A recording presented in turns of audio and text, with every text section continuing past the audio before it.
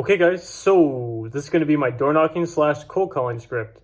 So this is what I'm using at the doors and over the phone. It's the same script, other than you're going to have to adjust a few words. Obviously, like common sense over the doors, over the phone. You're not going to use something, you're not going to say something at the door like you would, like when you're on the phone, you're not going to say something like you would if you're at the door, right? You just got to adjust it. It's common sense, right? But it's still the same script. You use the same words, and the way it all flows together is just like a natural conversation.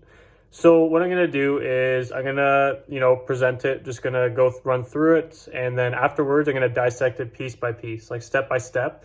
And I'm going to show you the science behind it as to why it's working really well for me. So I've been an agent for just over a month now, licensed. And so I've been door knocking and cold calling consecutively for about 3 weeks now.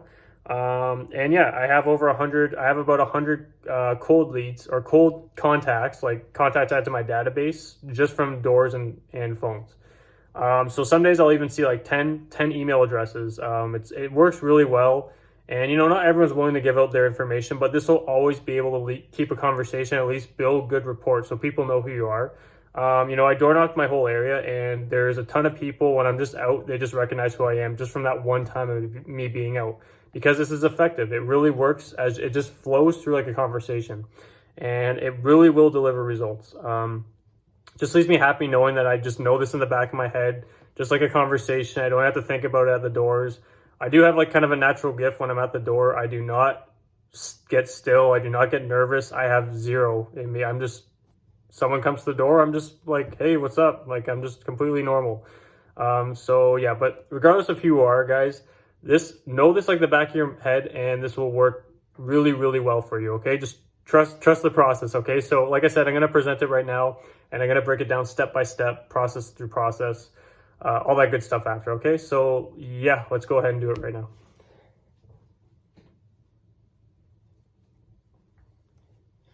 Boom, boom, boom, boom.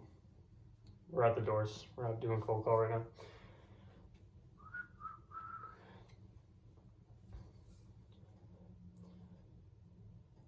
Hey, my name's Miguel Keller Williams. You must be the homeowner.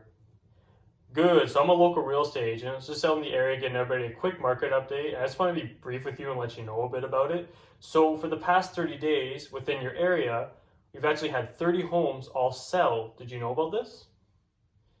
Yeah, it's pretty good, right? And typically when we're seeing homes sell like that, we're anticipating to see more for this area pop up in the near future. And just given some of the results, have you maybe considered on making a move? Right, for sure. How long you been here for? Really nice. Have you noticed much change in the area since you've been here? Right, so 20 years ago, where'd you move in from? Really? So what brought you from blank to come to blank? Oh, okay, I see. So it basically just made a change for the better. Right, that's what I like to hear for sure. Now, just one more question before I just get out of your hair here. If you were to make a move again, where do you think you might go? Oh, okay. Now, how soon do you think that might be, roughly? About a year? Okay, yeah, for sure. Good. So, yeah, again, my name's Miguel, and your name was Blank. Okay, so Blank, when that time does come for you to make a move, or if you've got any questions or concerns leading up to that, I'd like to be there for you, Blank. You mind if we stay in touch? Sure. So, Blank, what's your email address? Get your phone out here. Right, blah, blah, blah, blah, blah, blah, blah, blah. Yeah, and your phone number is 519, blah, blah, blah, blah, blah. Good. So yeah, Blank, I'll make sure I stay in touch with you. It was a great time to have a conversation. And check your mailbox every now and then. I got some surprises I do. I'm a little bit different. I do things a little bit different. I think you'll like it, right? Yeah. Oh, sorry, Blank. Just before I get going, by the way, is there anyone else you might know personally that's thinking of buying, selling, or investing in real estate? Or hey, maybe there's someone in the area that you might want me to get rid of for you by chance. Yeah? Oh, the neighbors. Okay, they're annoying renters. Okay, got it. All right. Okay, Blank, well, take care. I'll stay in touch, and have a very good day, okay? All right, bye, Blank. All right, guys, on to the dissection. Let's see it. Okay, guys, so yeah, that was my door knocking script slash cold calling script. Again, like, as I break this down, I'll go through like where you're going to switch it up, right? I mean, there's certain things I said that you're not going to say over the phone, but I think you guys can kind of generalize off of that, like how to move back and forth from that. It'll come over time, right? But I mean, don't copy it word for word is what I'm trying to say, right? So, yeah, guys, so I'm going to break this down, all right? So the way a lot of people are taught when they're doing door knocking, right? And this is what I learned before I even got my license, right? So the way a lot of people are taught is, it's like,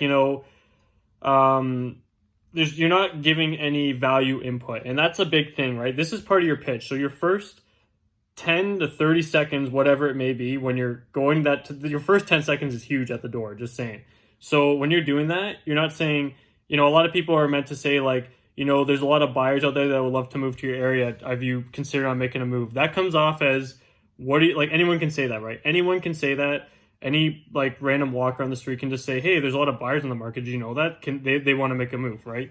Anyone can say that, and you're coming off as a little bit pushy, right? You're not giving them value. And that's the big thing, is that first 10 seconds, you have to put in a statement and a value, something that catches them off guard, right? So how I open was like, hey, my name's Miguel, Keller Williams. You must be the homeowner. Right there, I'm looking for the homeowner. I'm not wasting my time. It's not like the kid or whatever. This is the homeowner that I'm looking for. That's why I say you must be the homeowner. Over the phone, you want to say the same thing. So over the phone, it's the same thing, exact same opening. This is Miguel with Keller Williams. When I'm at the door, I say, this is Miguel, Keller Williams. It comes off very professional when I point myself, Keller Williams, as in like, I'm from Keller Williams, right? Over the phone, you're just going to say with Keller Williams, because you're not in person. You can't just point at yourself and be like Keller Williams, right? So now if you know their name, if you're cold calling them and you know their name, what you're going to want to say is when they say hello, you want to match like hello, right? That their same voice tone and stuff. But if you know their name, you don't say hello, you say Chris. And they're like, yeah. And you're like, Chris, this is Miguel. Do you have a minute? And that will lure them in every single time, right? So just a pointer. Like I said, I'm going to walk you, as I go through this, I'll tell you where to switch it up, right? But I'm dissecting it, right? So, yeah, so anyways, you want to give a value proposition. So what I do is I study the area for a bit, right? Get their market value, see how many homes that may be sold in the area. And when I tell them that, they're like, oh, at least I come off as I know something. I'm not wasting their time, because anyone can come to the door and say, hey, there's a lot of buyers would love to make a move to your area. Have you considered on moving? Of course, a lot of buyers want to move to your area. Everyone wants to move to certain parts of certain places, right? When they hear the market proposition, even when they say not interested, they're still like, at least you're giving them some sort of input. And another thing too is, at that point when they say not interested, you'll tell them the thing, like what I just say, did you know about that? They'll be like, yeah, I'm not interested. When they say that, if they hang around, if they say not interested, they hang up or they just go, they're just not interested. But if they hang around, they say not interested, be like, okay, for sure, jump right after you say like, did you know about that? Like, we had this many homes sell, did you know about that? Right after that, what you want to do is, if they say not interested, they hang around. When you catch they hang around, say, oh, not interested, for sure, I got it. How long have you been living here for? Jump into that question and they'll start talking. They'll open up. Even if, then you never know. I had one person say not interested. It's a defense factor. So when they say that, that's their defense mechanism. Just keep that in mind. Think it's a defense mechanism. You have a point to prove when you're at the door. You have a value proposition. You don't just say, oh, I'm annoying them. No, you got to pick up that. This is thing you have to pick up. You have to have a different mindset. So when I'm at the door, someone says, I'm not interested at that point. After I say, did you know 30 homes are sold? Did you know that? They say, yeah, I'm not interested. They hang around. I say, not interested, for sure. How long have you been living here for?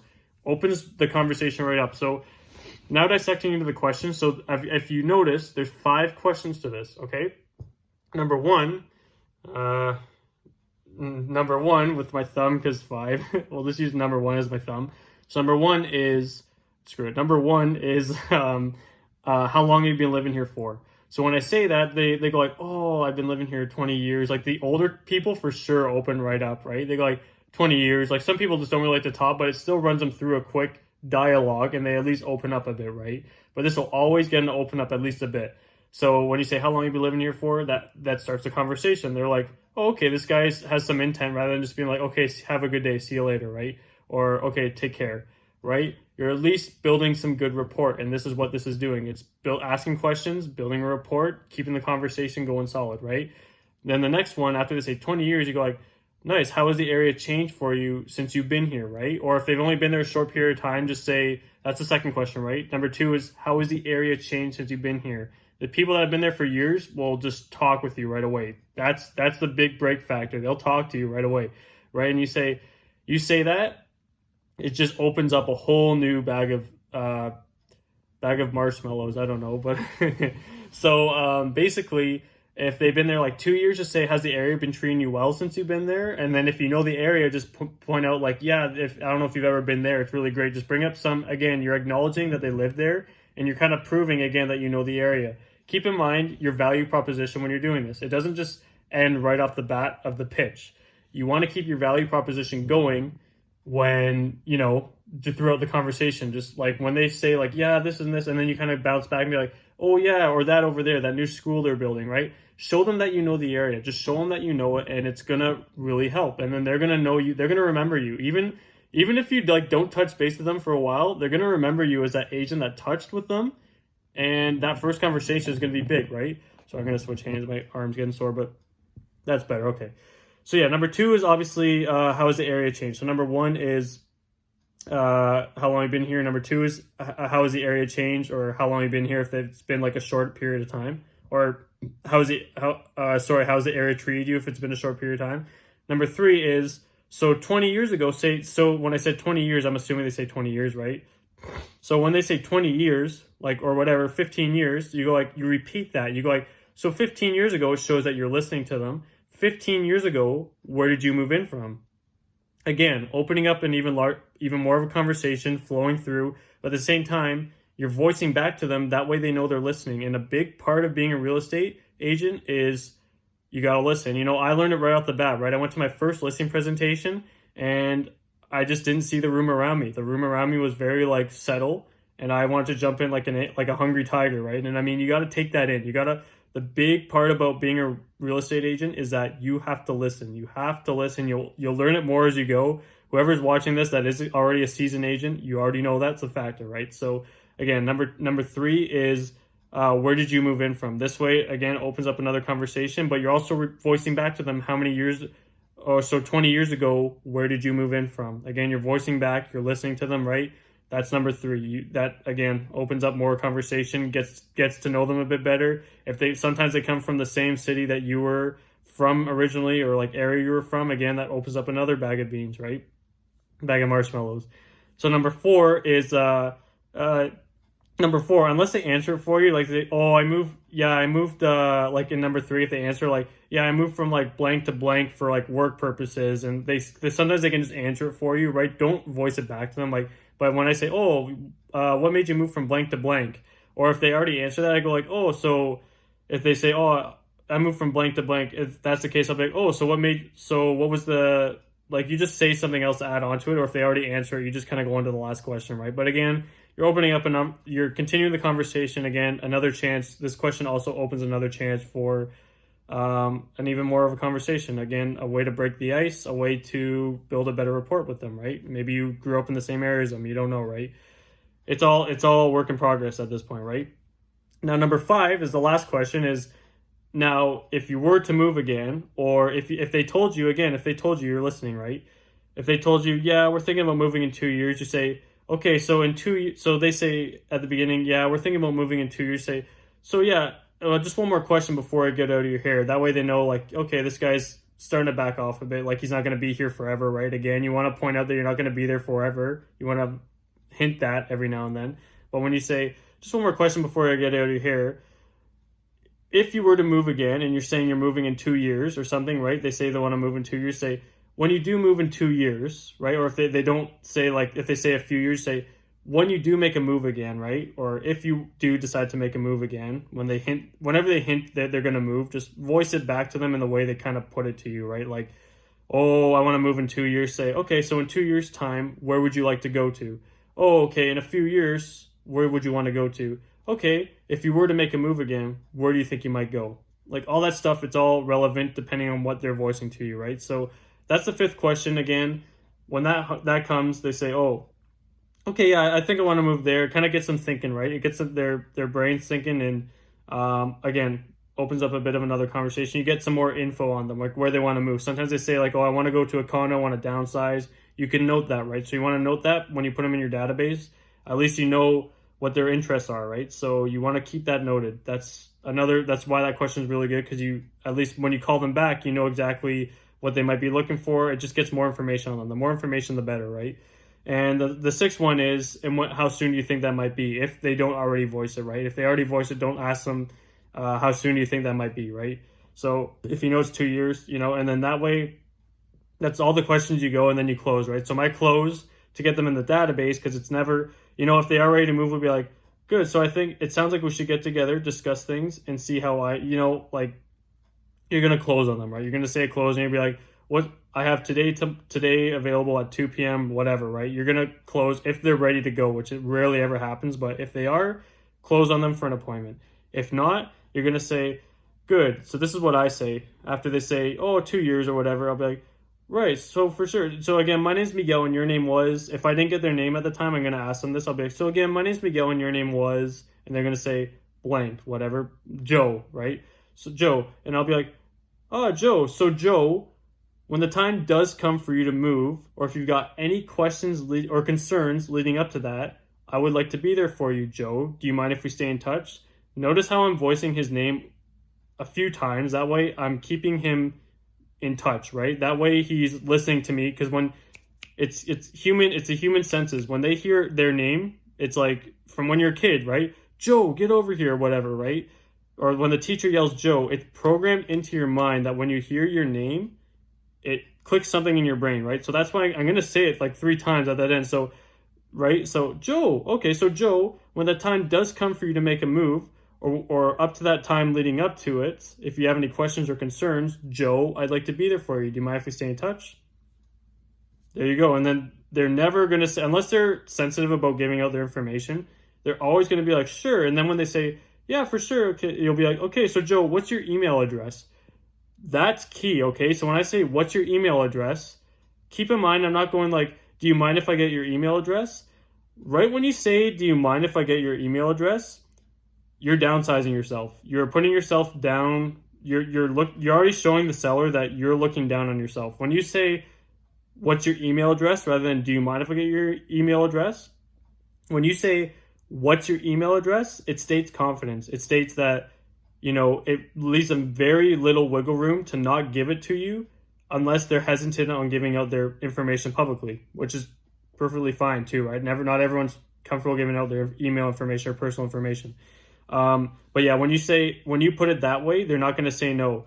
Now, they gave me their email address. I write it down on my phone. And this is the one that really, really works well.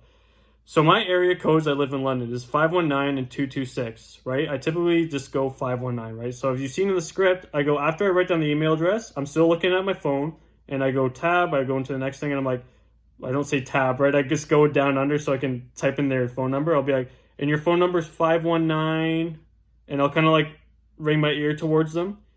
They never, ever, ever say no, ever. If they give me their email address, they're going to give me their number, all right? So when you say, and do you mind if I get your phone, what are you going to say? Do you mind if I get your phone number? What you're going to say is your number is 519, well, for me, 519. You say the area code, and it starts the conversation for them, and they kind of just stop for a second, like surprised, and they give you their number.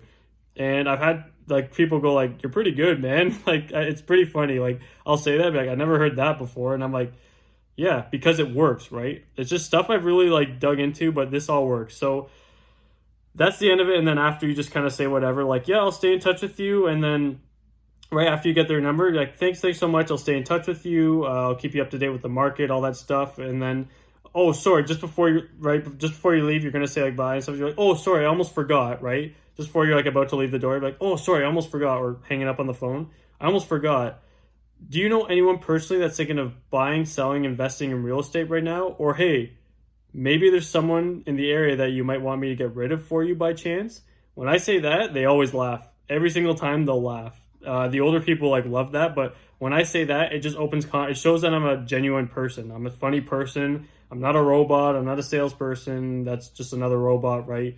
It opens up conversation for the floor, and it really keeps them in mind as this guy made a joke, right? This guy was funny. It really symbolizes yourself, right? So yeah, again, I'll just say that last line one more time, the thing I say before I go, right? I'm just like, okay, like have a good, oh, sorry, I almost forgot.